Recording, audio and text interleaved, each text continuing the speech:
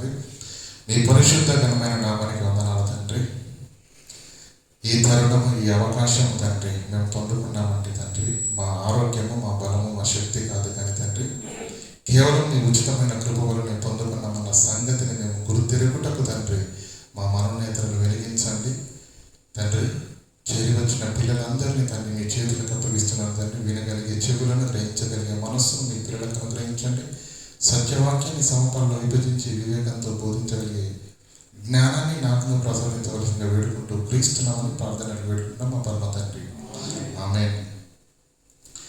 ప్రియులారా, మరి ఈ రోజుల్లో సంభవిస్తున్నటువంటి భయంకరమైనటువంటి సంఘటనలు, సంభవాలు ఒకసారి ఆలోచిస్తే ప్రియులారా, ఒళ్ళు గగరు పుడిచే పరిస్థితి ఈరోజు ఏర్పడింది. మనుషులు పిట్టలు రాలిపోయినట్టు రాలిపోతున్నారు. అందులో పిల్లలు లేదు, యవనస్తులు లేదు, స్త్రీలు లేదు, పురుషులు లేదు, వృద్ధులు లేదు. మరణం అందరినీ కబలిస్తుంది. యవనస్తులు ఆరోగ్యంగా, బలంగా ఉన్నవారు కూడా హఠాత్తుగా కుప్పకూలిపోతున్నారు.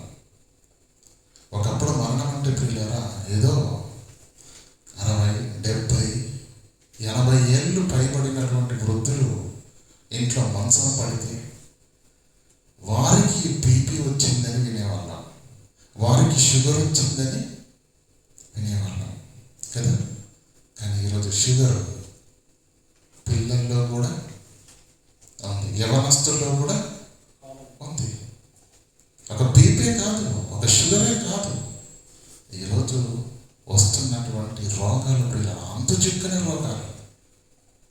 ఆరోగ్యంగా ఉంటాడు, ఉన్నట్టుండి గుండె అయిపోవటం, ఉన్నట్టుండి బ్రెయిన్ స్ట్రోక్, ఉన్నట్టుండి కిడ్నీలు పాడైపోయాయి, ఉన్నట్టుండి లివర్ పాడైపోయింది.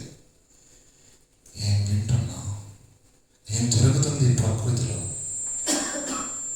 అర్థం కావాలి ప్రియులారా, మనకు అర్థం కావాలి.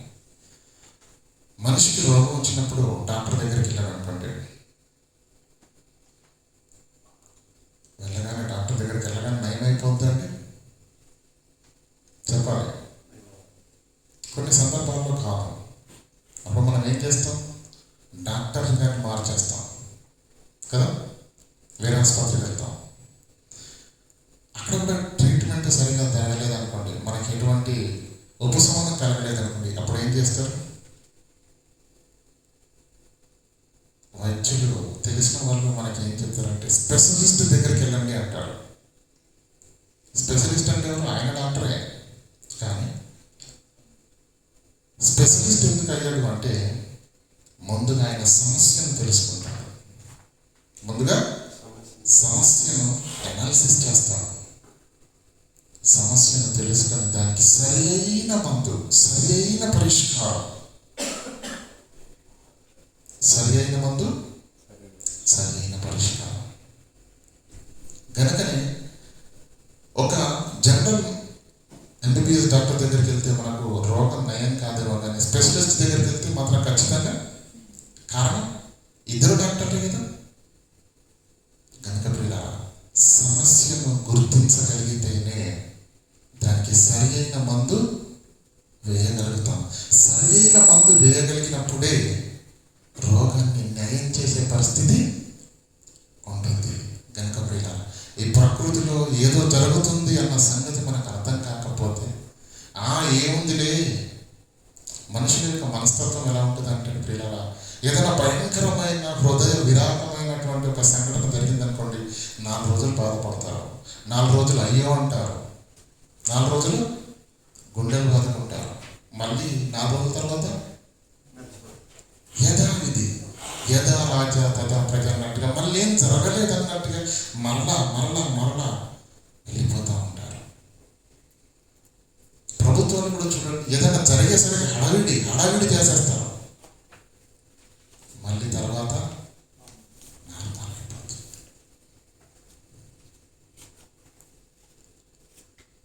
మెదక్ జిల్లాలో స్కూల్ బస్సు పిల్లలు ఏమండి మన ఎల్కేజీ, యూకేజీ, మొదటి 2 తరగతులలో ఏమంటే కాన్వెంట్ స్కూల్కి వెళ్తున్నటువంటి పిల్లల వ్యానం రోడ్డు పైన దానికి గేట్ వేస్తారు, మనకు తెలుసు. ఆ రోజు ఏం జరిగిందో తెలియదు, గేటు వేయబడలేదు. ఇలా బస్సు వెళుతున్నప్పుడు అక్కడి నుంచి ట్రైన్ నుంచి కొట్టేస్తే 43 మంది పిల్లలు ఒక్కరు కూడా ప్రాణాలతో బ్రతకలేరు. ఎంత భయంకరం అది, ఎంత హృదయ విదారకమైనటువంటి సంఘటన. ప్రభుత్వం ఏం చేస్తుంది, అధికారులు ఏం చేస్తున్నారు? ఈ వైఫల్యము 43 మంది చిన్ని ప్రాణాలను బలి తీసుకుంది. అప్పుడు వెంటనే ప్రభుత్వము, రాష్ట్ర ప్రభుత్వము, కేంద్ర ప్రభుత్వము, ఇంకా భారతదేశంలో ఏ ఒక్క రోడ్డుపై నుంచి ఈ రైలు మార్గము ఉండడానికి వీలు లేదు. ప్రతిదానికి ఫ్లైఓవర్ కట్టాల్సిందే. ట్రైన్ పైనుంచి వెళ్తే బస్సులు కింద నుంచి వెళ్ళాలి, లేదంటే ట్రైన్ కింద నుంచి వెళ్తే బస్సులు పైనుంచి వెళ్ళాలి. ఫ్లైఓవర్ కట్టాల్సిందే అని 500 కోట్లు 1000 కోట్లు దీనికి నిర్ణయిస్తున్నామని నానా అడుగుడు చేశారు. మళ్ళీ 4 రోజులు కాగానే మర్చిపోయారు. అలా కాదు ప్రియులారా, ఒక సమస్య తలెత్తింది అంటే దానికి ఖచ్చితంగా దానికి పరిష్కారము చూపాలి, దానికి సరి అయిన వైద్యము చెయ్యాలి. అప్పుడే ఆ సమస్య సర్దుమణుగుతుంది. ఆ సమస్య భవిష్యత్తులో మరలా తలెత్తకుండా ఉంటుంది. తద్వారా ప్రాణ నష్టం జరగదు, తద్వారా ఆస్తి నష్టం జరగదు కదా. సమస్యను మనం గుర్తించాలి. నెంబర్ 1, దానికి సరి అయిన మందు వేయాలి. లేకపోతే సమస్యగానే ఉంటుంది. ఈరోజు 1, రేపు 2, రేపు 10, తర్వాత 20. సమస్య ఎక్కువైన కొద్దీ నష్టం కూడా పెరుగుతుంది ప్రియులారా. ఈ అకాల మరణాలు ఎందుకు సంభవిస్తున్నాయి? కారణం ఏంటి?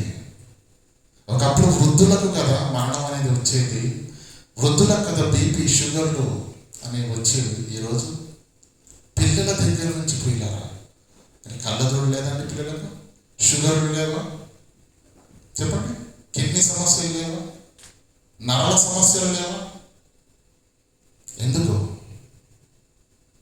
ఎందుకు మానవ జీవితం ఈ ప్రకృతి ఒడిలో ఎందుకు ఇంత అధోగతి పాలయ్యింది?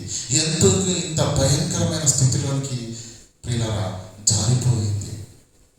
యవన కాలంలో బలంగా, ఆరోగ్యంగా, ఆకర్షణీయంగా ఉంటున్న వాళ్ళు కూడా కుప్పకూలిపోతున్నారు ప్రియులారా. కారణం ఏంటి? ఎందుకు ఇదంతా జరుగుతుంది? దీని వెనకాల ఉన్నటువంటి ఆంతర్యం ఏంటి? దాన్ని ఎలా గుర్తించాలి? దాన్ని ఎలా నిర్మూలించాలి? కనీసం మనల్ని మనమైనా ఎలా కాపాడుకోవాలి? ఆలోచిస్తున్నారండి? ఏం లేదండి, 4 రోజులు భయపడతాం, తర్వాత మర్చిపోతాం. ఈరోజు మరణం కూడా మనిషిని భయపెట్టలేని భయంకరమైన దినాలలో ఉన్న ప్రియులారా. ఒకప్పుడు ఊర్లో ఎవరో చనిపోతే ప్రియులారా 1 రోజులు హృదయం అంతా విదారకంగా ఉండేది. ఈరోజు పక్కింట్లో శవం ఉన్నా మాంసం వండుకొని తింటున్నారు. పక్కింట్లో శవం ఉన్నా మాంసం వండుకొని తినే భయంకరమైన కఠిన హృదయాలుగా మనుషులు మారిపోయారే తప్ప ప్రియులారా ఆలోచన లేదు. ఈరోజు ఏం జరుగుతుంది ఆలోచన చేద్దాం ప్రియులారా. ముందుగా సమస్య గుర్తించగలగాలి. నెంబర్ 1, ఆ సమస్యను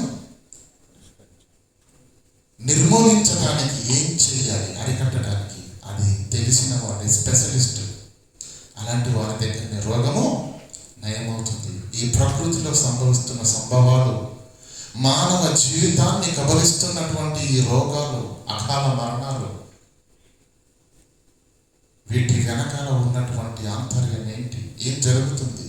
అసలు ఎక్కడ నెలకొంది ప్రియులారా? దీనంతటికి పునాది ఎక్కడ పడింది? ఆలోచన చేయాలి ప్రియులారా, ఆలోచన చేయాలి. మీ అందరికీ ఒక విషయం నేను ప్రశ్నించాలని అనుకుంటున్నాను. యేసుక్రీస్తు ప్రభుల వారు తిరిగి లేచిన తర్వాత, పునరుత్థానుడై తిరిగి లేచిన తర్వాత ఏ శరీరాన్ని ధరించుకున్నాడు? అందరూ మాట్లాడలేదు, కొందరికి డౌట్ ఉన్నట్టుంది. కన్ఫామా? చెప్పండి. యోహాను సువార్త 20వ అధ్యాయం 17వ వచనం చదువుకుందామా? యోహాను సువార్త 20వ అధ్యాయం 17వ వచనం. యేసు ఆమెతో ఇంకను నేను తండ్రి యొద్దకు ఎక్కిపోలేదు కనుక నన్ను ముట్టుకొనవద్దు. నేను తండ్రి యొద్దకు ఎక్కిపోలేదు కనుక నన్ను ముట్టుకొనవద్దు అని మగ్దలేని మరియతో యేసుక్రీస్తు చెప్తున్నాడు అక్కడ. అవునా? అప్పుడు యేసుకున్నది ఏ శరీరం? మహిమ శరీరమేనా? కన్ఫర్మ్ గా చెప్పండి. డౌట్ ఉందేమన్నా? మహిమ శరీరమేనండి. ఎందుకు వెనక ముందు అవుతున్నారు? 19వ వచనం చదవండి. ఆదివారము సాయంకాలమున శిష్యులు యూదులకు భయపడి తాము కూడి ఉన్న ఇంటి తలుపులు మూసుకొని ఉండగా, ఆ పదాన్ని అండర్లైన్. యూదులకు భయపడి తాము కూడి ఉన్న ఇంటి తలుపులు మూసుకొని ఉండగా ఏం జరిగింది? యేసు వచ్చి తలుపు తట్టాడా? తలుపు తట్టాడండి? ఎవరైనా పరిగెత్తుకుంటూ వచ్చి గడి తీసి తలుపు ఓపెన్ చేశారా? లేదే. తలుపు పెట్టి ఉన్నప్పుడు, తలుపులు మూసుకొని ఉన్నప్పుడు యేసుక్రీస్తు ఎలా వచ్చేటంటే డైరెక్ట్ గా వారి మధ్య నిలిచి నీకు సమాధానము కలుగునుగాక అన్నాడు. ఏ శరీరం అండి ఇది? ఇంకా డౌట్ ఉందా లేదా? గట్టిగా మాట్లాడండి. భోంచేశారా లేదా? 20వ వచనం. 8 దినములైన తరువాత ఆయన శిష్యులు మరలా లోపల ఉన్నప్పుడు తోమా వారితో కూడా ఉండేను. తలుపులు మూయబడి ఉండగా, మరలా అదే పదం, తలుపులు మూయబడి ఉండగా యేసు వచ్చి వారి మధ్య నిలిచి మీకు సమాధానం కలుగును గాక. అంటే మట్టి దేహానికి ఏమండి తలుపు తట్టాలి, లోనుంచి గడియ తీయాలి. తలుపు తీస్తే అప్పుడు మనం వెళ్తాం. కానీ మహిమా శరీరానికి అలాంటి ఏమీ లేదు. డైరెక్ట్గా గోడలు దాన్ని ఆపలేదు, గ్లాసు ఆపలేదు, ఎక్కడికైనా వెళ్ళగలదు. అంత శక్తివంతమైనది. అవునా కాదా? అదే మహిమా శరీరంతో యేసుక్రీస్తు ప్రభువు వారు 40 రోజులు భూమి మీద కూడా ఉన్నాడు. అపొస్తలుల కార్యంలో మనకు ప్రారంభపు వచనాల్లో మనకు కనిపిస్తుంది. మొదటి అధ్యాయం ప్రారంభపు వచనాల్లో. అయితే యేసుక్రీస్తు పునరుత్థానుడై లేచిన తర్వాత క్రీస్తు ధరించుకున్నది ఏ శరీరమో? సింపుల్ గా మహిమా శరీరం. అవునా కదా? నా ప్రశ్న ఏంటంటే మట్టి శరీరం ఎక్కడ వెళ్ళింది? బాగుంది. యేసుక్రీస్తు లేచిన తర్వాత ధరించుకున్నది మహిమా శరీరం. Very good. దాన్ని మనం కాదనలేము. కానీ శిలువపై నుంచి దించిన దేహం ఉందే, అరిమతాయని యోసేపు ధనవంతుడు తీసుకొని వెళ్ళి దాన్ని శుభ్రపరిచి నారా బట్టలతో చుట్టి సమాధిలో పెట్టారే, ఆ దేహం, ఆ మట్టి దేహం ఏమైంది? లూకాసు వార్త 24వ అధ్యాయం మొదటి నుంచి చదువుకుందాం. ఎప్పుడు చనిపోయాడు యేసుక్రీస్తు? శుక్రవారంలో చనిపోయాడు కదా. ఆ శిలువపై నుంచి దించాడు కదా. ఆ పట్టణంలో ధనవంతుడైనటువంటి అరిమతాయనకు యోసేపు, ఒక ధనవంతుడు వచ్చి ఆయన ప్రభు దేహము నాకు ఇవ్వండి అని అడిగి తీసుకున్నాడు. దాన్ని తీసుకుని వెళ్ళి, ఎందుకంటే కొరడాలతోటి, ముండ్ల కిరీటంతో, ఏమంటే పిడిగుద్దులతోటి యేసుక్రీస్తు రక్తము శరీరం పిల్లగా తొత్తులుగా చేయబడింది. రక్తమంతా కారిపోయింది కదా. ఆ గాయాలన్నింటినీ నారా బట్టలతో శుభ్రపరిచి ఏం చేశారండి? మరలా దాన్ని చక్కగా మరి బట్టలతో శుభ్రపరిచి మరి నారా బట్టలతో చుట్టి దాన్ని సమాధిలో పెట్టేశారు. ఇప్పుడు శనివారం రోజు కదా. అంటే శుక్రవారం రోజు సాయంకాలము అలా చుట్టేసి సమాధిలో పెట్టేశారు. ఎందుకంటే విశ్రాంతి దినము శనివారం కనుక, విశ్రాంతి దినం వాళ్ళు ఏ పనులు చేయకూడదు కనుక, ఇక మిగిలిన పని విశ్రాంతి దినం తర్వాత, అంటే ఎప్పుడు? ఆదివారం రోజున దాన్ని కంప్లీట్ చేద్దామని వీళ్ళు వెళ్తున్నారు. చదవండి.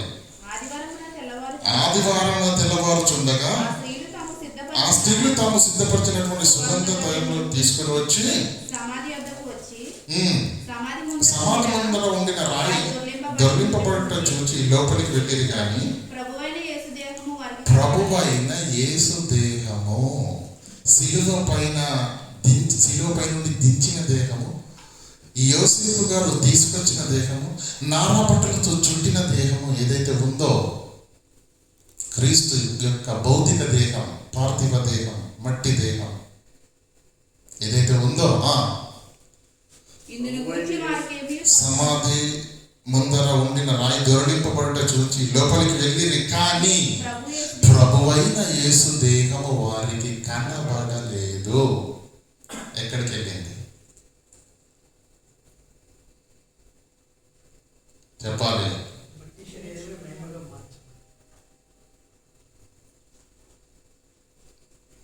లేచింది మహిమా శరీరం, మట్టి శరీరం ఎక్కడికి వెళ్ళింది?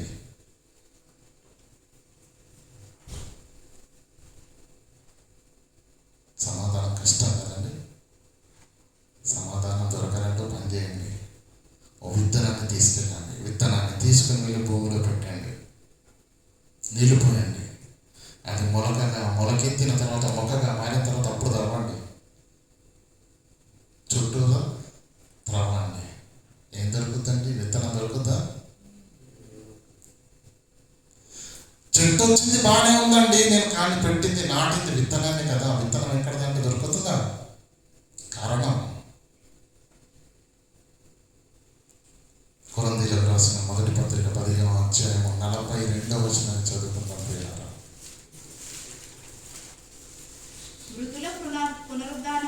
మృతుల పునరుత్థానమును అలాగే శరీరము క్షయమైనదిగా విత్తబడి అక్షయమైనదిగా లేపబడును. ఇక్కడ ఆగాలి. ఏమంటున్నాడు? శరీరము క్షయమైనదిగా విత్తబడి అక్షయమైనదిగా లేపబడును. ఘనహీనమైనదిగా విత్తబడి మహిమ గలదిగా లేపబడును.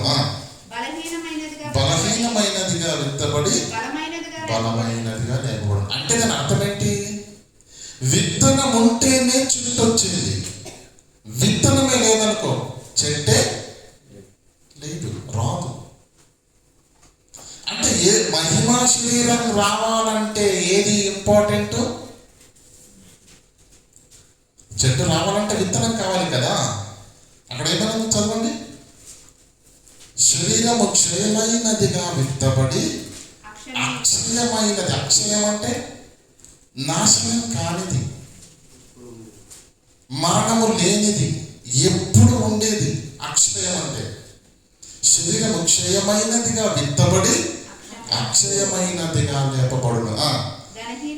ఘనహీనమైనదిగా విత్తబడి మహిమ గలదిగా. అంటే యేసుక్రీస్తుకు మహిమా శరీరం వచ్చిందంటే పెట్టుబడి ఏంటి? నాటబడింది ఏంటి? అర్థమవుతుందా లేదా? విత్తనాన్ని నాటితేనే మొక్క వస్తుందండి. మట్టి దేహము ఏమంటాడు?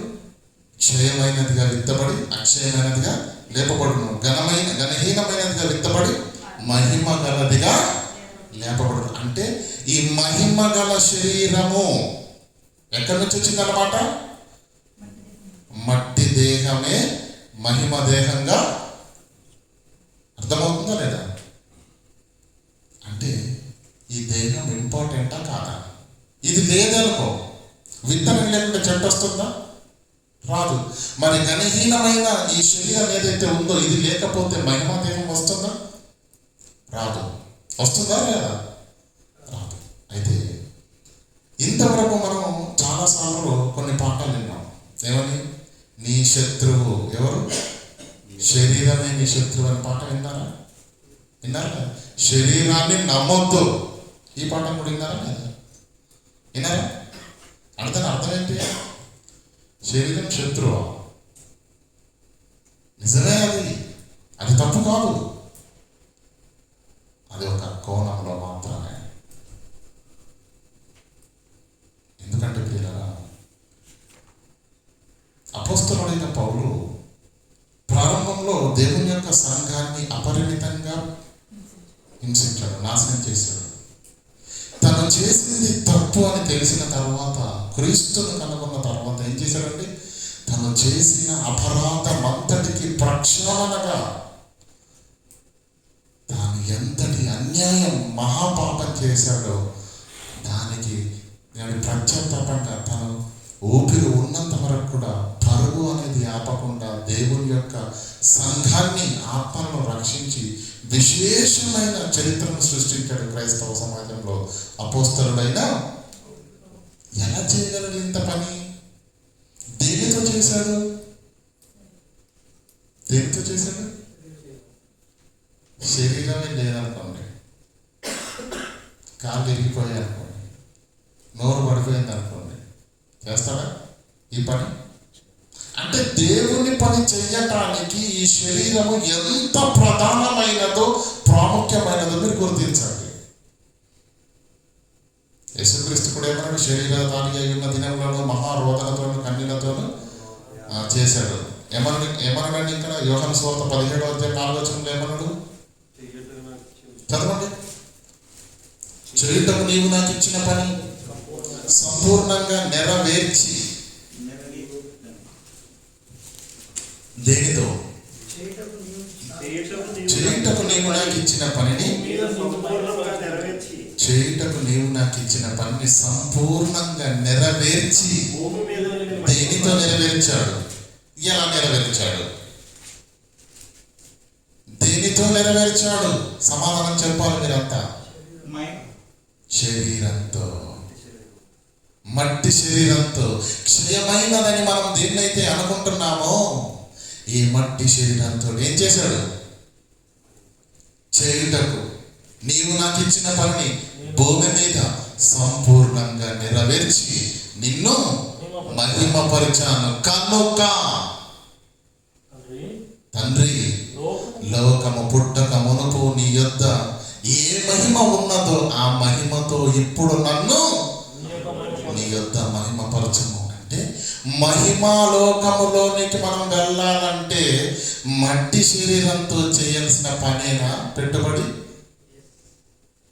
అర్థమవుతుందా లేదా? ఎంత వండరండి బాబు!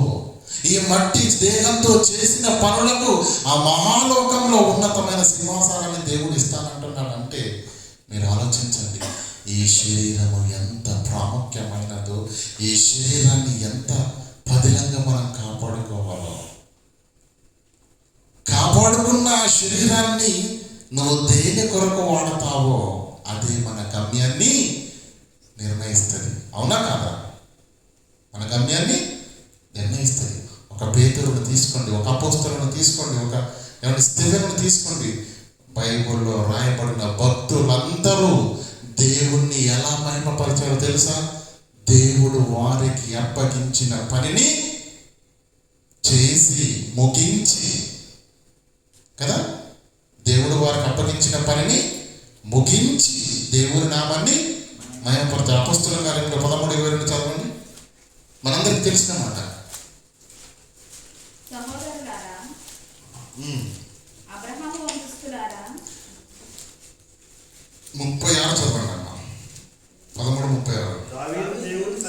దావీదు దేవుని సంకల్పము చొప్పున తన తరము వారికి సేవ చేసి నిద్రించి తన పితరుల యొద్దకు చేర్చబడి. ఏ పని చేస్తే ఏ సాధిస్తున్నారండి? మన కంపెనీలో శరీరంతో సాధన చేసామనుకోండి, పని చేసామనుకోండి, మనకి ఏ సాధిస్తారండి? ఇక్కడ సంగ్రహిస్తాడు, ఇక్కడ డబ్బులు వేస్తాడు కదా. కానీ దేవుడు ఎంత ప్రేమమైనటువంటి పిల్లలు, ఈ భూమి మీద ఈ భౌతిక దేహము, ఈ క్షయమైన దేహంతో నీవు చేసే దేవుని కొరకు సుమ, ఆత్మ రక్షణ కొరకు సుమ, దేవుని నామాన్ని మహిమపరచడానికి నువ్వు ఏ పని అయితే చేస్తున్నావో దానికి ప్రతిఫలంగా దేవుడు ఏమి ఇస్తాడో తెలుసా? మహిమాలోకాన్ని ఇస్తానంటున్నాడు. దేన్ని ఇస్తానంటున్నాడు? అంటే మట్టి దేహంతో చేసే పనికి మహిమాలోకంలో సింహాసనాన్ని ఇస్తానంటున్నాడు. ఎంత గొప్ప భాగ్యం అండి బాబు! ఆ గొప్ప భాగ్యాన్ని వినియోగించుకున్న వాళ్ళు భక్తులు, అపోస్తలులు. దేవుడు వారికి ఇచ్చిన ఈ భౌతిక దేహాన్ని దేనికి వాడాలి దొరికింది జీవ కిరీటం. ఏమన్నాడు పౌలు? నా పరుగును కడముట్టించి తిని ఇక మీదట నా కొరకు జీవ కిరీటము ఉన్నది. చూడండి ఎంత అద్భుతమైనటువంటి మహద్దశ అంటారు దీన్ని.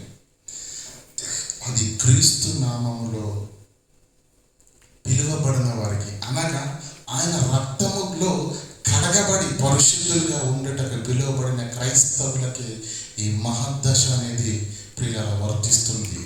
ఇంతటి మహాభాగ్యాన్ని కలిగిన మనము ఏం చెయ్యాలో అది చెయ్యట్లేదు, ఏం చెయ్యకూడదో అది చేస్తున్నాం. అర్థమవుతుందా లేదా?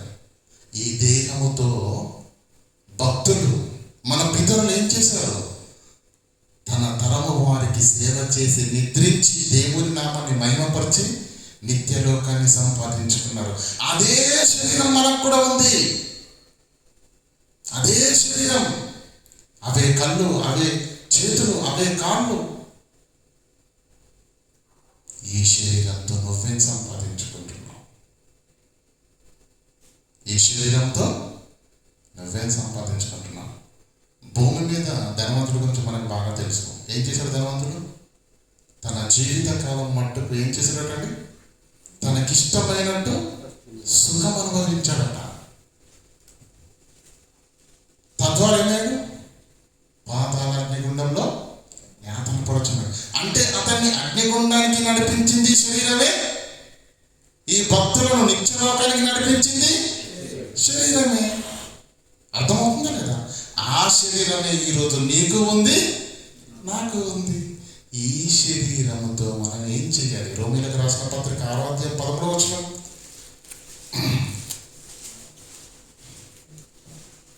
రోమీలకు రాసిన పత్రిక 6వ అధ్యాయం 13వ వచనం. మరియు మీ అవయవములను, మీ శరీరమును, దుర్నీతి సాధనములుగా, మీ అవయవములను దుర్నీతికి సాధనములుగా, వెపన్స్ గా పాపమునకు అప్పగించకండి. మీ శరీరాన్ని, మీ అవయవాలను, మీ కళ్ళను, మీ చేతులను, మీ కాళ్ళను, మీ శిరస్సును, మీ అవయవాలను దుర్నీతికి సాధనములుగా పాపమునకు అప్పగించకండి. ఏం చేయమంటున్నాడు? చదవండి. అయితే మృతులలో నుండి సజీవుల మన్నుకొని. ఈ పదం తెలుగులోనే ఉంది కదమ్మా. ఏమంటుండే అక్కడ? మృతులలో నుండి సజీవులం అనుకొని. ఈ పదానికి తెలుగులో నాకు అర్థం తెలియదు. దయచేసి మీరు ఎవరైనా చెప్పాలి. ఏమంటుండే అక్కడ? మృతులలో నుండి సజీవులం అనుకొని మిమ్మల్ని మీరే దేవునికి అప్పగించుకోండి అంటున్నాడు. మృతులలో నుండి సజీవులు అనుకోవడం అంటే ఏంటి చెప్పండి? మృతులలో నుండి సజీవులు అనుకొని ఏంటి? తెలుగులోనే ఉంది కదా, అర్థం కావట్లేదు మనకు. దాని అర్థం ఏంటంటే ప్రియులారా, మృతులలో నుండి సజీవులం అనుకొని అంటే అర్థం ఏంటంటే, బాగా ఆలోచించండి. ఒక భయంకరమైన ప్రమాదం సిగ్నల్ దగ్గర మనం ఉన్నామండి. ఎక్కడున్నాం? సిగ్నల్ దగ్గర. అక్కడి నుంచి భయంకరమైన స్పీడ్ తోటి ట్రక్ వస్తుంది. కారు కాదు, ట్రక్ అంటే తెలుసు కదా, ట్యాంకర్ పెద్దది స్పీడ్గా వచ్చేస్తుంది. బ్రేకులు ఫెయిల్ అయిపోయాయి.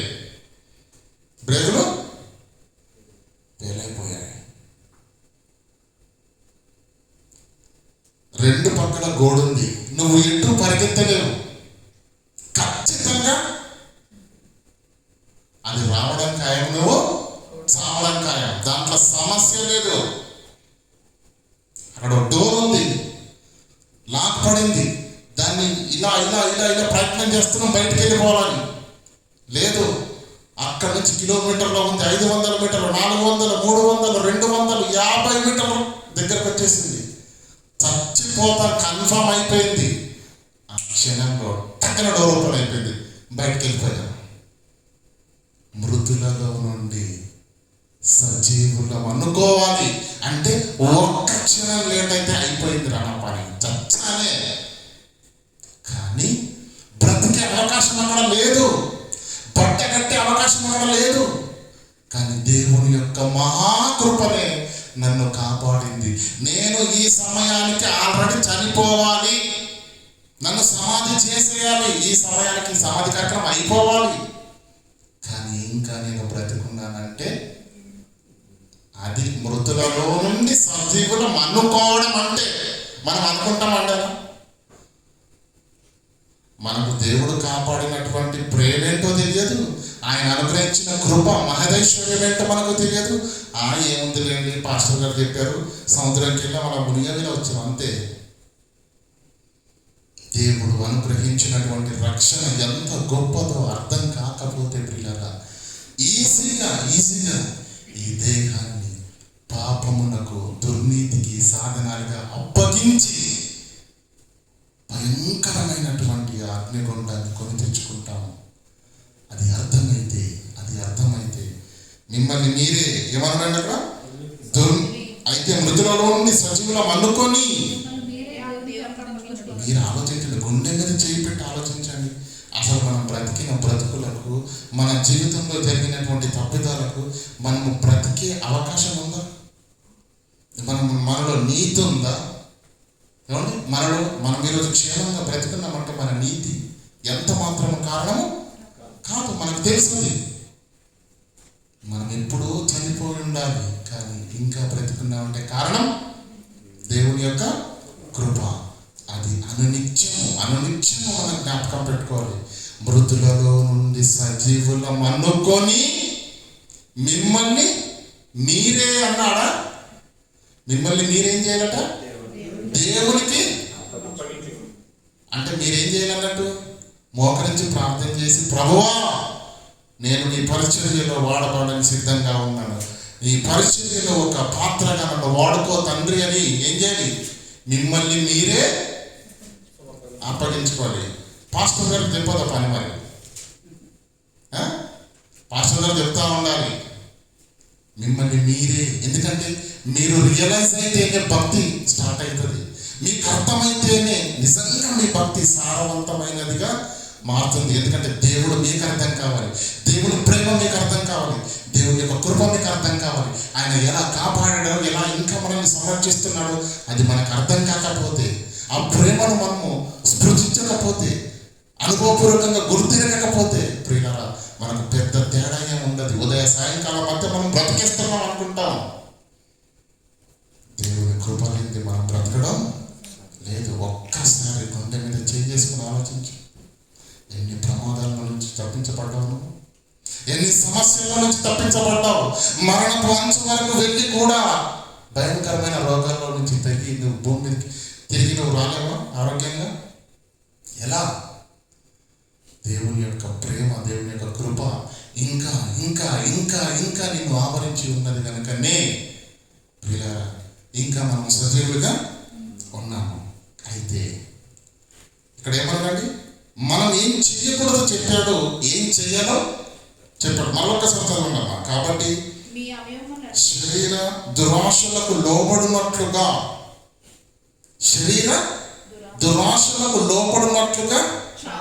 చావునకు లోనైన మీ శరీరములో పాపము ఏలనీయకండి అని పైన చెప్పి కిందే చెప్తున్నాడు.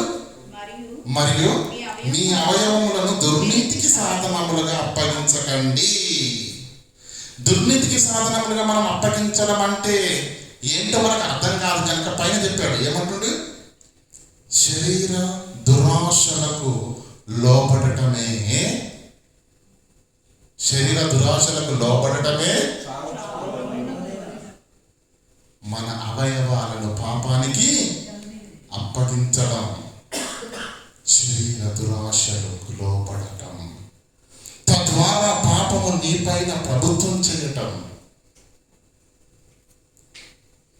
ఇది చెయ్యకూడదు అని చెప్పాడు. చెయ్యాల్సింది ఏం చెప్పాడు? మృతులలో నుండి సజీవులం అనుకొని మిమ్మల్ని మీరే దేవునికి అప్పగించుకొనుడి, మీ అవయవములను నీతికి సాధనములుగా దేవునికి అప్పగించండి. ఏమండి, క్రైస్తవ సంఘాల్లో సాక్ష్యాలు చెప్తా ఉంటారు కదండి.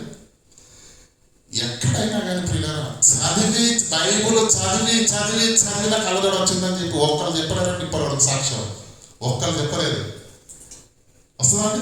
బైబుల్ చదివి ఇదిగో కలదోడు వచ్చిందండి. బాబు అంటారా? మన కలదోడు ఎందుకు వచ్చింది కదా? ఈరోజు చిన్నపిల్లలు కూడా వచ్చేస్తుంది. కారణం వేరే ఉన్నాయండి కదా. నడిచి దేవుని పని కొరకు, పరిచర్య కొరకు ఇంటింటికి కరపత్రికలు పంచి సువార్తలు చెప్పి ఇది మన మోకాలు చిప్పలు అడిగిపోయారండి. ఒక్క వృద్ధురాలు, పెద్ద అయినా సాక్ష్యం చెప్తాడేమో చూస్తాను. దేవుని పనికి మీ అవయవములను ఏం చేయమనండి అక్కడ? మీ అవయవములను నీతికి సాధనములుగా దేవుని పని జరగడానికి వెపన్స్ గా మనం ఉపయోగపడాలి. మన కాళ్ళు ఉపయోగపడాలి, మన చేతులు ఉపయోగపడాలి, మన తల ఉపయోగపడాలి, మన ఆలోచనలు ఉపయోగపడాలి. దేనికి? మీ అవయవములను నీతికి సాధనములుగా దేవునికి అప్పగించండి, దేవుని పనికి అప్పగించండి, దేవుని పరిచర్యకు అప్పగించండి. తద్వారా మట్టి దేహంతో చేసిన ఈ పనులకు, దేవుణ్ణి మహిమపరిచే ఈ పనులకు మహిమాలోకంలో నీకు సింహాసనము దక్కుతుంది. కానీ ఈ శరీరంతో 6 దినాలు కష్టపడి, అంటే దేవుడు కూడా ఎంత మంచోడో తెలుసండి, ఎంత ప్రేమమైనదో తెలుసండి. ఎందుకంటే మనకు భార్య ఉంది, మనకు పిల్లలు ఉన్నారు, మనకు కుటుంబం ఉంది, వారి పొట్టను పోషించాలి, వారి చదువులు చూసుకోవాలి. ఇవన్నీ చూసుకోవాలంటే 6 రోజులు కావాలి నీకు. అందుకే దేవుడు కూడా ఏమన్నాడండి, 7వ దినమున విశ్రాంతి దినం అన్నాడు. అంటే 6 దినాలు నీయే బిడ్డ అన్నాడు. అంత మంచి దేవుడు అండి. 6 దినాలు నీకే, కానీ 7వ దినం మాత్రం ఖచ్చితంగా ఇశ్రాయేలులకు ఆజ్ఞనిచ్చి 4వ ఆజ్ఞ ఏమిచ్చాడండి? 4వది ఆజ్ఞ ఏమిచ్చాడు? నీ దేవుడైన యెహోవాకు పరిశుద్ధ దినంగా విశ్రాంతి దినం నువ్వు ఆచరించాలి. ఆ దినాన వ్యాపారాలు పెట్టుకోవద్దు, ఆ దినాన ఉద్యోగాలు, ఆ దినాన పనులేమి పెట్టుకోకూడదు. దేవుడు మేము ఎంత నీతిమంతుడంటే పిల్లరా, 6 దినాలు నీకు ఇచ్చాడండి. ఆ ఒక్క దినం వల్ల మనం వెళ్తామా? మా కోటి గారు అంటాం. ఏం కావాలి? దేవుని మహిమపరచాలా? దేవుడు ఇచ్చిన దేహం కదా, ఆ దేహంతో దేవుని మహిమపరచాలా వద్దా? దేవుడికి ఏమండి, నీ నుంచి ఎక్కువ టైం దేవుడు కోరుకోవట్లేదు. కనీసం దేవుడికి ఇవ్వాల్సిన టైం మనం దేవుడికి ఇవ్వకపోతే అది న్యాయమా చెప్పండి? ఆలోచించండి ప్రియులారా. రోమీయులకు రాసిన పత్రిక 12వ అధ్యాయం 1వ వచనం. కాబట్టి సహోదరులారా, అంటే మానవ దేహంతో భూమి మీద జరిగించే పనులకు నంబర్ 1 పాపమునకు, శరీరంలో పుట్టే దురాశలకు, ఈ అవయవాలను పాపానికి అప్పగిస్తే పాతాళాగ్ని గుండానికి వెళ్ళే పరిస్థితి ఉంది. ఇవే అవయవాలను నీతికి సాధనములుగా దేవునికి అప్పగిస్తే ఆ మహిమాలోకానికి వెళ్ళే అవకాశము ఉంది. అంటే శరీరం శత్రువు ఎలా అవుతుంది చెప్పండి? శత్రువుగా శరీరాన్ని నమ్మొద్దు అంటే అదేనా? నమ్మొద్దు. ఏ విషయంలో నమ్మొద్దు? కానీ ఆ శరీరమే నీకు పాతాళాన్ని ఇచ్చేది, ఆ శరీరమే నీకు పరలోకాన్ని ఇచ్చేది. కనుక దీన్ని ఎలా వాడాలో మనకు తెలియదు. అందుకే చదవాలన్నమాట. కాబట్టి సహోదరులారా, పరిశుద్ధమును దేవునికి అనుకూలమైన ఈ శరీరమును సజీవయాగముగా, సజీవయాగంగా అంటే నీ లోపల ప్రాణం ఉన్నప్పుడే దేవునికి సజీవ యాగముగా మీ శరీరములను ఆయనకు సమర్పించండి. ప్రార్థన చేయండి మోకరించి. తండ్రి, నేను బ్రతకవలసిన వాణ్ణి కాదు, నీ కృప వల్లనే నేను బ్రతికాను. కనుక ఈ చేతులు నీయే, ఈ కాళ్ళు నీయే, నా సర్వ శరీరము నీకే అంకితం. చేయగలమన్న ప్రార్థన. విజా మెడికల్కి వెళ్తాం కదండి. మనం విజా మెడికల్కి వెళ్ళినప్పుడు ఏం చేస్తాం? ఇంత తీస్తాడంటే రక్తం ఇచ్చి మరీ రాసుకుంటాం. ఏంటి? 2 ఏళ్ళు కంపెనీకి, ఇదిగో నా శరీరం నీకే అంకితం. అంతేనా? డ్యూటీ చెప్పినా వినాల్సిందే, ఓటీ చెప్పినా వినాల్సిందే. కారణం రక్తబంధం. అంతేనా? రక్తం ఇచ్చి మరి రాసుకున్న అగ్రిమెంట్. మరి అది కంపెనీకి ఇవ్వడం తెలిసింది మనకు, కానీ ప్రభువుకి ఇవ్వడం తెలియట్లేదు. కానీ దేవుడు ఏమంటాడు తెలుసా? దేవుడు కూడా చూస్తున్నాడు, మన వర్క్ చూస్తున్నాడు, మన సిన్సియారిటీని చూస్తున్నాడు. డ్యూటీలో మనం ఎంత నిష్ఠగా క్రమం తప్పకుండా పనిచేస్తున్నాం దేవుడు చూస్తున్నాడు. దేవుడు, అరే నాన్న, అక్కడ అంత నిష్ఠగా పనిచేస్తున్నా నీవు ఏమిస్తాడు మా అయితే కదా? అదే మీ శరీరములను సజీవ యాగముగా దేవునికి సమర్పించుకొనుడని దేవుని వాత్సల్యమును బట్టి మిమ్మల్ని బతిమాలుకుంటున్నాను. ఇట్టి సేవ మీకు యుక్తమైనది, క్షేమమైనది. ఈ సేవ ఎవరికి అవసరం లేదు పిల్లలు. ఈరోజు ఈ సేవ ఎవరికి అంటే, ప్రకృతి ఒడిలో ఈ భూమి మీదకి వచ్చిన నీవు ఎలా బ్రతకాలని దేవుడు కోరుకున్నాడో అలా బ్రతకడం. భూమి మీద మనిషి బ్రతకడము లేదు. ఈ ప్రకృతిలోనికి దేవుడు నిన్ను పంపినప్పుడు ప్రకృతి కూడా ఒక మాట చెప్పాడు తెలుసా? యోబు గ్రంథం 31 దయచేసి 12వ వచనం. ఈ లోకానికి, ఈ ప్రకృతి ఒడిలోనికి తల్లి గర్భం గుండా ఈ లోకానికి పంపించినప్పుడు దేవుడు ప్రకృతికి ఏం చెప్పాడు చూడండి.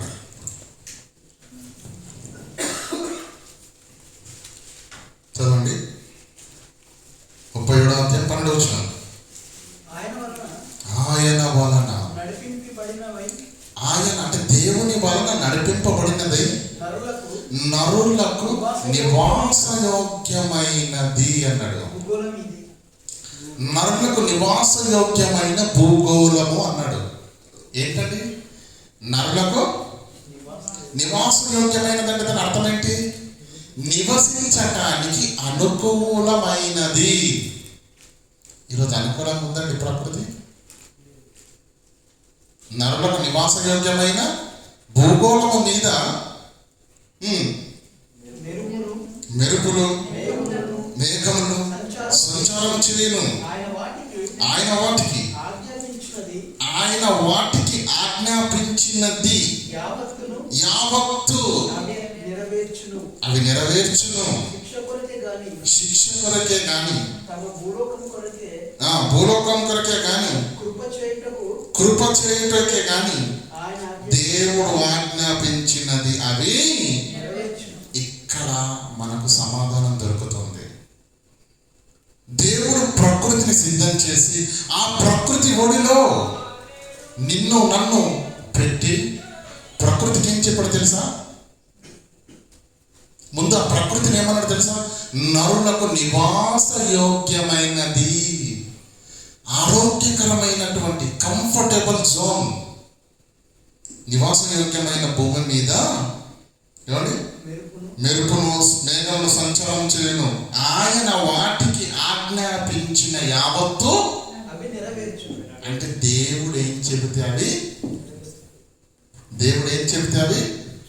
చేస్తాయి కదా. కింద ఏమంటున్నాడు చూడండి. శిక్ష కొరకే కానీ, భూలోకం కొరకే కానీ, కృప చేయుటకే కానీ. అంటే దేవుడు ఏం చెబితే ప్రకృతి అది చేస్తుంది. దేవుడు ఏం చెప్పాడు, ప్రకృతి ఏం చేస్తుంది. అర్థమవుతుందా? దేవుడు ఏం చెప్పాడు? ఆది కాండాన్ని ఒకసారి మీరు జ్ఞాపకం చేసుకోండి. సృష్టి నిర్మాణ క్రమంలో దేవుడు భూమిని చూసి ఏం ఆజ్ఞాపించాడో తెలుసా? భూమి విత్తనములు గల, ఫలవృక్షములు గల చెట్లను భూమి మొలిపించును గాక. భూమి నువ్వు చెట్లను మొలిపించాలి, ఆ చెట్లలో విత్తనాలు ఉండాలి, ఆ విత్తనాలే మరణ తర్వాత తరాలలో చెట్లను పుట్టించాలి అని దేవుడు ప్రకృతికి ఏం చెప్పాడు? చెట్లను మొలిపించాలన్నాడు. పంటలను, జంతువులను, పక్షులను, సమస్తాన్ని దేవుడు తయారు చేసి ఏమన్నాడు చూస్తారండి. ఆదికాండం 1:31 చూడండి. దేవుడు తాను చేసిన ఏం చేశాడు? ప్రకృతిని చేశాడు, సృష్టిని చేశాడు. సముద్రాలు, గుట్టలు, మెట్టలు, పక్షులు, జంతువులు, చెట్లు, పళ్ళు, పువ్వులు, ప్రకృతిలో ప్రతిదాన్ని దేవుడు చేశాడా లేదా? చేసిన తర్వాత ఏం చేస్తున్నాడు చూడండి. దేవుడు తాను చేసిన యావత్తును చూచినప్పుడు అది చాలా మంచిదిగా ఉండెను. చేసింది ఎవరండి? దేవుడు చేసిన దాన్ని దేవుడు ఎందుకు చెక్ చేశాడు చెప్పండి. కన్స్ట్రక్షన్ కంపెనీలో ఉంటున్నారు కాబట్టి మీకు అర్థమయ్యే భాషలో చెప్తాను. ఏదైనా ఒక ప్రోడక్ట్ ఒక కంపెనీ తయారు చేసింది అనుకోండి, దాన్ని డెలివరీ ఇవ్వడానికి ముందు ఏమండి QC డిపార్ట్మెంట్ ఒకటి ఉంటుంది. క్వాలిటీ అండ్ క్వాంటిటీని చెక్ చేసే డిపార్ట్మెంట్ ఉంటుంది. ఆ QC డిపార్ట్మెంట్ అప్రూవల్ చేస్తేనే అది డెలివరీ చేయడానికి వెళ్ళాలి. అవునా కదా? QC డిపార్ట్మెంట్ ఏం చెక్ చేస్తుంది? Number 1 quality. అవునా కదా? దేవుడు కూడా పిల్లల సమస్తాన్ని సిద్ధం చేసిన తర్వాత ఇంకా నేనేం చేశాను కదా అన్ని బాగానే ఉంటాయి అని అనలేడు. అర్థమవుతుందా? దేవుడు తానే చేసిన మళ్ళీ ప్రతి దాన్ని చెక్ చేశాడు. ఎందుకో తెలుసా? భూమి మీద నా పిల్లలు ఈ ప్రకృతి ఒడిలోకి రాబోతున్నారు. నా పిల్లలకు క్షేమకరమైనదే ఉండాలి, యోగ్యకరమైనదే ఉండాలి. నా పిల్లలకు హాని కలిగించేది ఏది ఉండటానికి వీలు లేదని తరచి చూసి సమస్తాన్ని చూసినప్పుడు దేవుడికి ఎలా అనిపించిందటండి? అది చాలా మంచిగా ఉండేది. అంటే దేవుడు మనుషులకు ఇచ్చిన ప్రకృతి ఎంత గొప్పదో మీరు ఆలోచించండి. నిజమే కదా?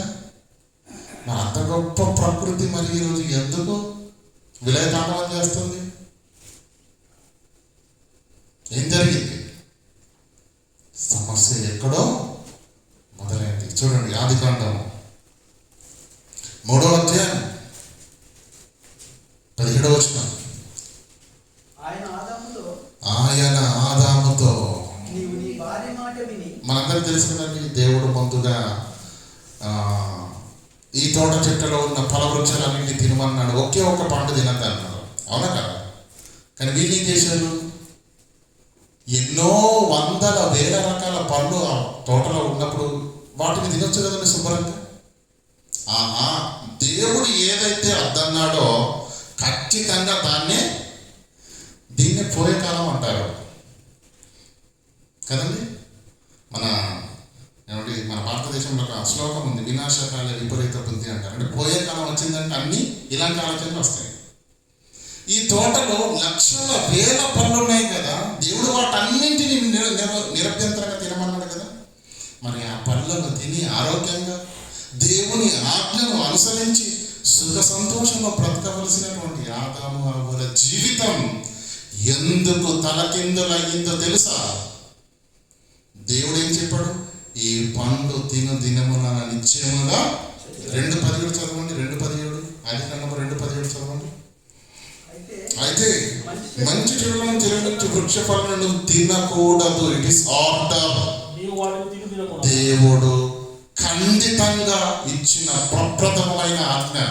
నీవు దాన్ని దినమున నిశ్చయముగా చచ్చదవు. ఎంత కఠినంగా ఇచ్చాడు చూడండి ఆజ్ఞ. భయపడ్డా? లోపడ్డా? దాన్ని జరిగించకుండా జాగ్రత్త పడ్డా మనిషి? లేదు. కళ్ళు నెత్తికెక్కి ఏం చేశాడు? దేవుడు ఏ పండు అయితే తినకూడదని అన్నాడో అదే పండును తిన్నాడు. చూడండి. ఇప్పుడు చదవండి 3:17. ఆయన ఆదాముతో మాట్లాడుతున్నాడు. నీవు నీ భార్య మాట విని తినవద్దని నేను నీకు ఆజ్ఞాపించిన ఫలమును తినవద్దని ఆజ్ఞాపించింది నేను, తినుమని చెప్పింది నీ భార్య. ఎవరి మాటలు విన్నావు? ఎవరి మాటను తృణీకరించావు? ఎవరి మాటను ఎదిరించావు? నీవు నీ భార్య మాట విని తినవద్దని నేను నీకు ఆజ్ఞాపించిన ఫలమును తింటివి కనుక నువ్వు చేసిన తప్పు కోసం నీ నిమిత్తము నేల శపించబడింది. ఏం జరిగింది? నేల శపించబడింది. ఎలా శపించబడింది అర్థం కావాలి కదా మనకు. చదవండి. ప్రయాసముతోనే నీవు బ్రతుకు దినములన్నీ దాని పంట తిందువు. నువ్వు ప్రయాసపడితేనే తప్ప అది పండదు. ఇంతకాలం ఇలా చెప్పగానే అయిపోయాయన్నీ. 84 లక్షల జీవరాశులకు పేర్లు పెట్టాలి అనగానే కుక్క పిల్లలా వచ్చి పేర్లు పెట్టించుకుని వెళ్ళిపోయేది, సింహమైన పులి అయినా. అవునా కదా? దేవుని మాట విన్నంత కాలం ప్రకృతి కాళ్ళ దగ్గర ఉంది. ఎప్పుడైతే దేవుని ఆజ్ఞను ధిక్కరించి పాపం చేశాడో మనిషి, దేవుడు ఏం చేశాడు? నీ నిమిత్తము నేలను శపిస్తున్నాను. ప్రయాసముతోనే అంటే నీకు ఊరికేనే పంట రావదు. నువ్వు దున్నాలి, నువ్వు సేద్యం చేయాలి, నువ్వు నీరు పెట్టాలి, విత్తనాలు వేయాలి. కానీ పంట రాదు. గచ్చ పొదలు మొలుస్తాయి, పిచ్చి మొక్కలు మొలుస్తాయి, ముళ్ళ తుప్పలు మొలుస్తాయి. వాటిని పీకుతూనే ఉండాలి. వ్యవసాయ చేసే వాళ్ళు అప్పుడప్పుడు ఏమంటారు తెలుసండి? కలుపు మొక్కలు చేయించడానికే 5,000 వేయండి అంటారు, 10,000 రూపాయలు వేయండి కూలీలకు అంటారు. కారణం మనం పంటేస్తే పిచ్చి మొక్కలు ఎందుకు మొలుస్తున్నాయి? అది నీకు సహకరించదు. నువ్వు చేసిన తప్పును బట్టి నేను నేలను శపించాను కనుక అది నీకు ఇప్పటి నుంచి నీకు సహకారము చెయ్యదు. ముళ్ళ తుప్పలను, గచ్చ పొదలను నీకు మనిపిస్తుంది. అర్థమవుతుందా లేదా? ఎందుకు ప్రకృతి ఈరోజు మనకు సహకరించట్లేదు? ఎందుకు ప్రకృతి ఒడిలో ఉన్న మనిషి జీవితము భయంకరమైన పరిస్థితిలోనికి వెళ్ళిపోయింది? ఎందుకు? చదవండి మాట. ఇంకా ప్రయాసముతోనే నీవు బ్రతుకు దినములన్నీ దాని పంట తింటావు. నువ్వెంత కష్టపడ్డా, నువ్వెంత గడ్డి మందులు కొట్టినా అది నీకు పంటను కష్టంతో వస్తుంది. పంట ఊరికే రాదు. ఇలా చిటికేయగానే రాదు.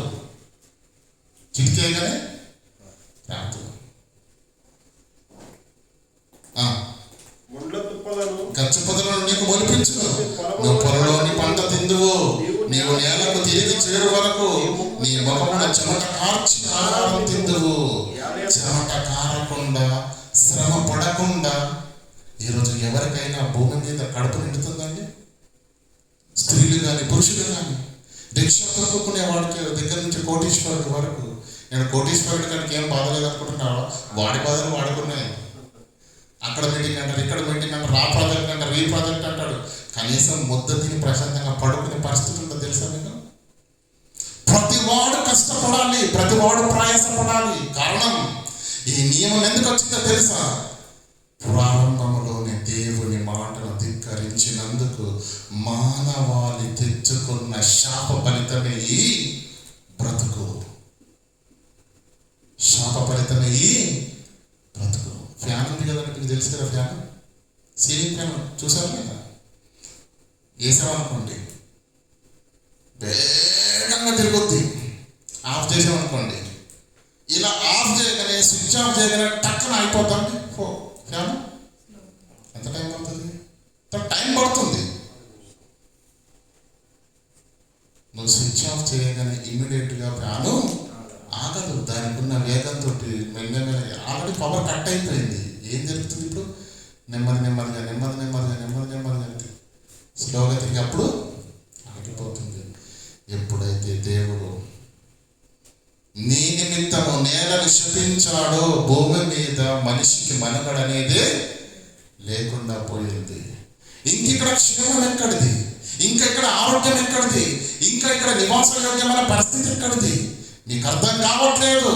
స్విచ్ ఆఫ్ చేసిన ఫ్యాను తిరిగి తిరిగి తిరిగి తిరిగి ఆగిపోతున్నట్టుగానే ఆది కాండములో శాపాన్ని తెచ్చుకున్నటువంటి ఆదాము తప్పు వలన శాపం తెచ్చుకున్న ఈ భూమి ప్రకృతి నాశనమునకు పరిగెడుతుంది, ఆగిపోవటానికి సిద్ధంగా ఉంది.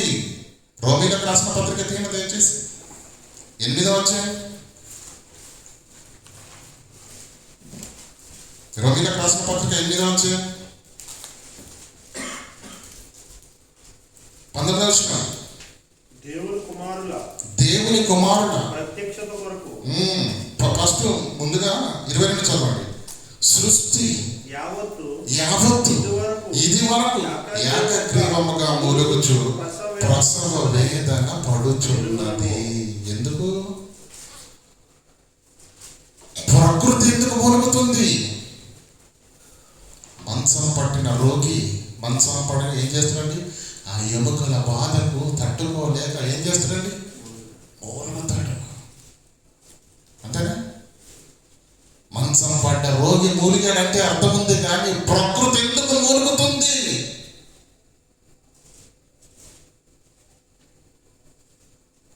ఆది కాండంలో దేవుడు ఏం చేశాడు? నీ నిమిత్తము నేలను శపించాను. శపించినప్పుడు చెప్పించింది దేవుడే, కానీ సమయం వచ్చేంత వరకు నీ పిల్లలకు నా పిల్లలకు సేవ చేయమని చెప్పింది కూడా దేవుడే. ఇష్టం లేకపోయినా కష్టంగా సేవ చేస్తుంది. ఇప్పుడు చదవండి 19వ వచనం.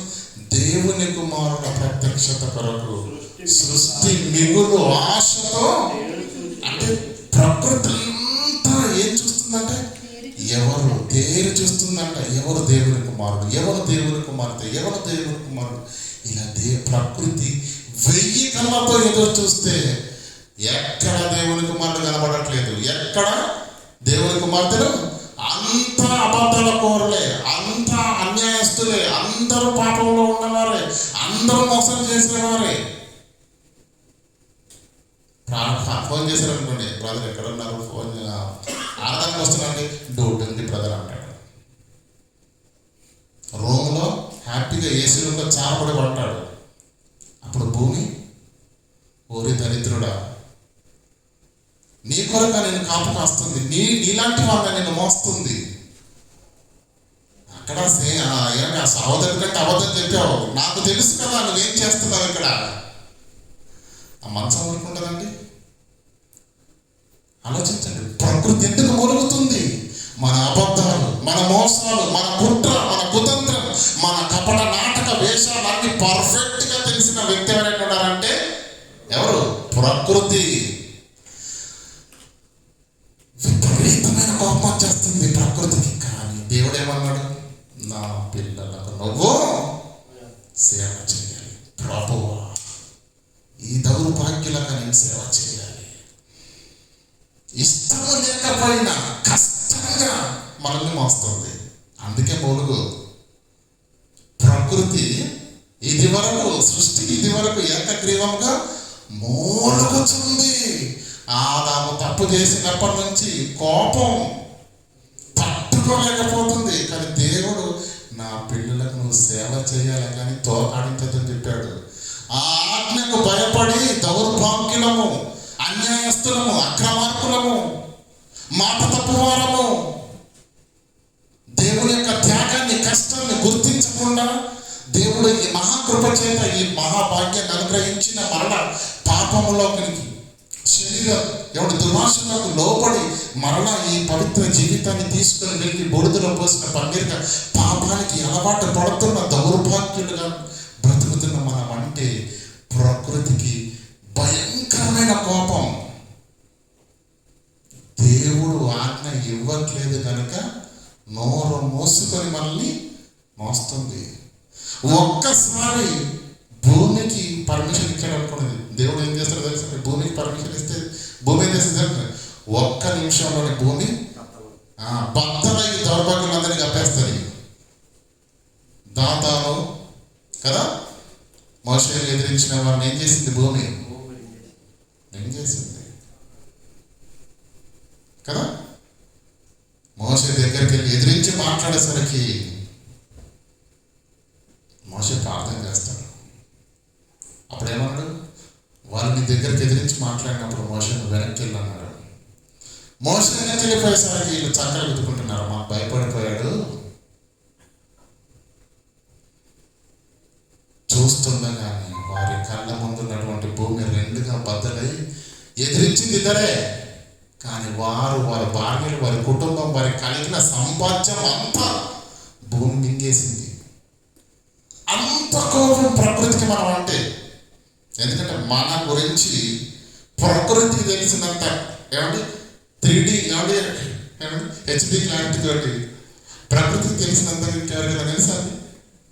గనుక ప్రియులారా, ఆ ప్రకృతి సేవ చేయడానికి నిర్ణయించబడినటువంటి ప్రకృతి ఈరోజు ఎందుకు వికటించింది? ఎందుకు సహకరించట్లేదు? ఎందుకు సహకరించట్లేదు? ఈరోజు భూమి మీద మనిషి మనుగడ ప్రమాదములో ఉంది. ప్రమాదంలో ఉంది. ఏమండి? చలి పిడుగులు పడుతున్నాయి. తెలుసా మీకు చలి పిడుగు అంటే? పిడుగంటే తెలుసా అండి? భయంకరంగా వర్షం మెరుపులతో దద్దరిల్లిపోయే వర్షంతో పడ్డప్పుడు పిడుగు పడుతూ ఉంటుంది. అది వేడి పిడుగు. చల్ల పిడుగు ఒకటి ఉంటుంది, చలి పిడుగు అంటారు దాన్ని. చలి పిడుగు పడ్డదనుకోండి, మనిషి భయంకరమైన -డిగ్రీలోకి వెళ్ళిపోతాడు. ఏమండి? మంచులా గడ్డ కట్టిపోతాడు. చలి పిడుగులు పడుతున్నాయి ఈరోజు. ఏమండి? భయంకరమైన ప్రమాదాలు. ఇక ఈ హార్ట్ అటాక్లకు, బ్రెయిన్ స్ట్రోక్లకు, కిడ్నీ ఫెయిల్యూర్కి, వీటికి చెప్పవలసిన అవసరతనే. ఇదంతా ఎందుకు జరిగింది? దీని వెనకాల ఉన్న కారణం ఏంటి? మీకు ఒక వచనాన్ని చూపించి ఈరోజు ఆరాధన ఉంది కనుక మనం ముగించుకుందాం పిల్లల. ప్రసంగి గ్రంథం దయచేసి తీయండి, 6వ అధ్యాయము 7వ వచనం. ప్రసంగి గ్రంథము 6వ అధ్యాయము 17వ వచనం.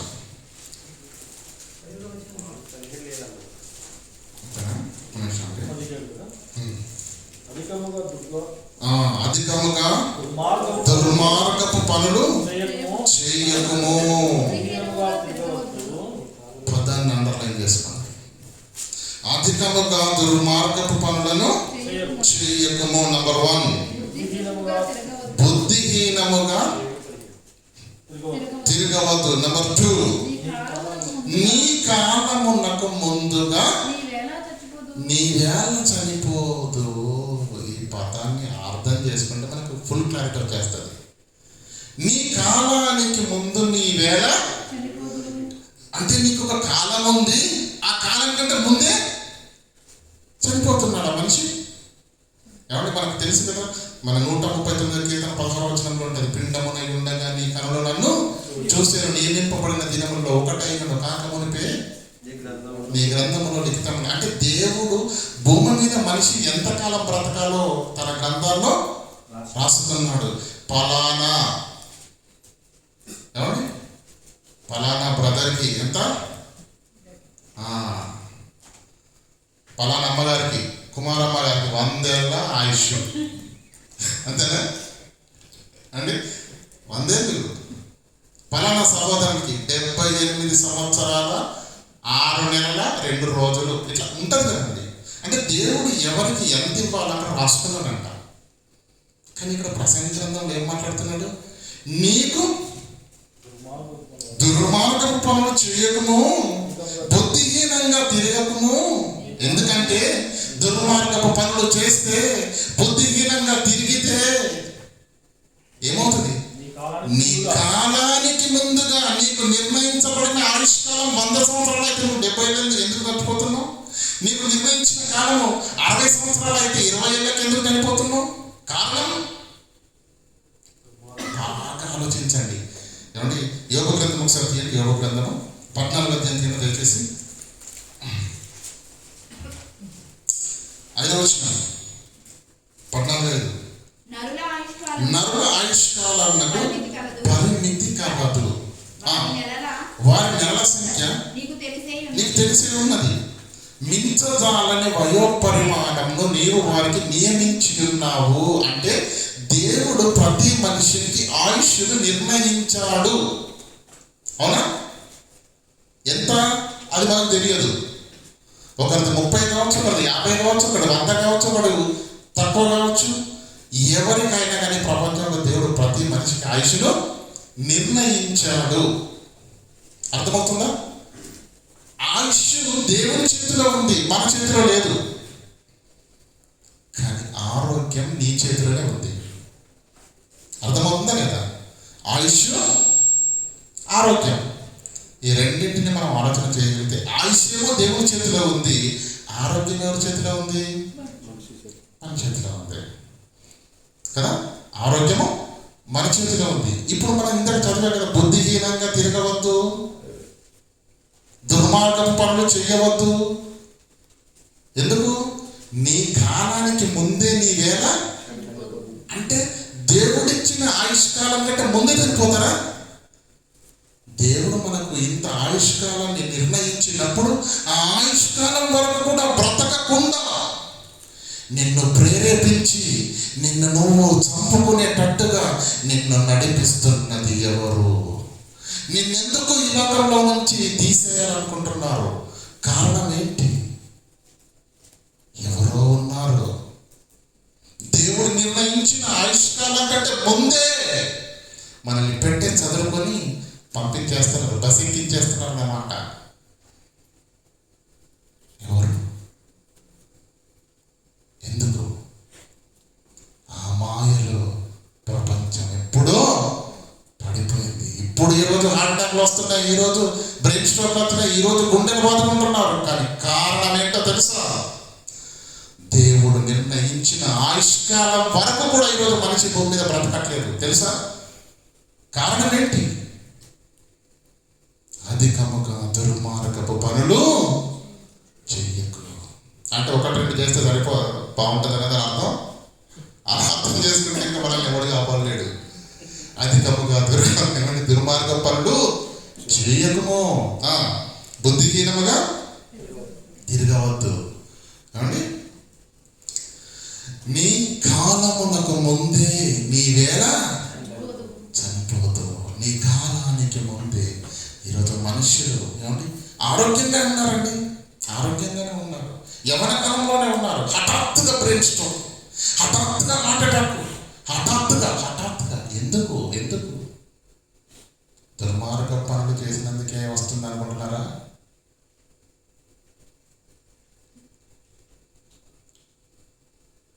ఈ ప్రకృతి శపించ.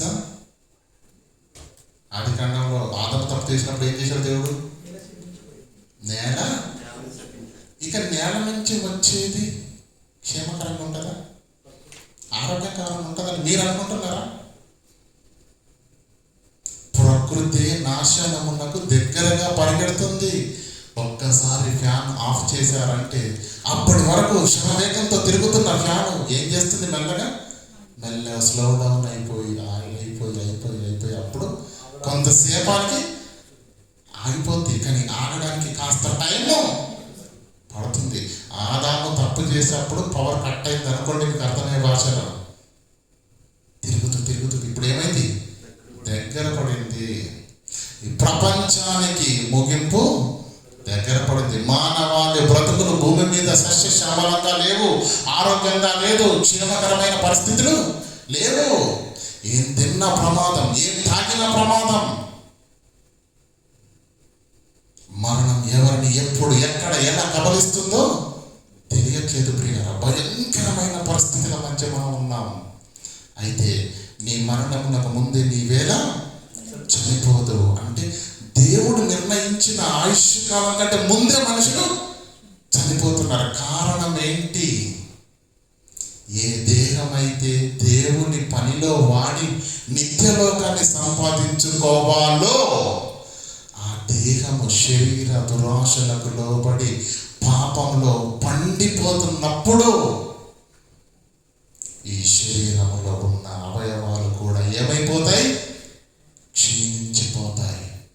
దేవుడు నీకు ఇచ్చిన ఆయుష్కాలం వరకు ఆరోగ్యంగా కాపాడుకోవలసిన నీ బ్రెయిన్, నీ గుండె, నీ లివర్, నీ కిడ్నీలు నువ్వు చేస్తున్న దుర్మార్గపు పనుల వల్ల శరీర కోరికలకు నువ్వు లోబడి నీ శరీరము సర్వనాశనం అయిపోతుంది. ఏమంటే లోపల్లో నుంచి మనకు తెలియదు. కనుక ప్రియారా, ఆలోచించండి. ఏ దేహం అయితే దేవుడు నీకు నాకు ఇచ్చాడో, ఈ దేహంతో భూమి మీద బ్రతికినంత కాలం మనం దేవుని నామాన్ని మహిమపరిచి ఆ నిత్యలోకాన్ని సంపాదించుకోవాలని దేవుడు నీకు నాకు శరీరాలను ఇచ్చాడు. ఒక పౌరుడు శరీరాన్ని ఇస్తే ఆయన పరలోకాన్ని సంపాదించుకున్నాడు. ఒక పేతురు శరీరంతో పరలోకాన్ని సంపాదించుకున్నాడు. ఒక అకోల ప్రిస్కిల్లాలు దేవుని సేవలో బలంగా వాడబడ్డారు. అదే అననీయ సప్పిరాలు, అదే ఇస్కరియోతు యూదా, అదే ధనవంతులు, వారికి కూడా శరీరాలు ఉన్నాయి. కానీ వారి శరీరాలు ఏం చేశారు?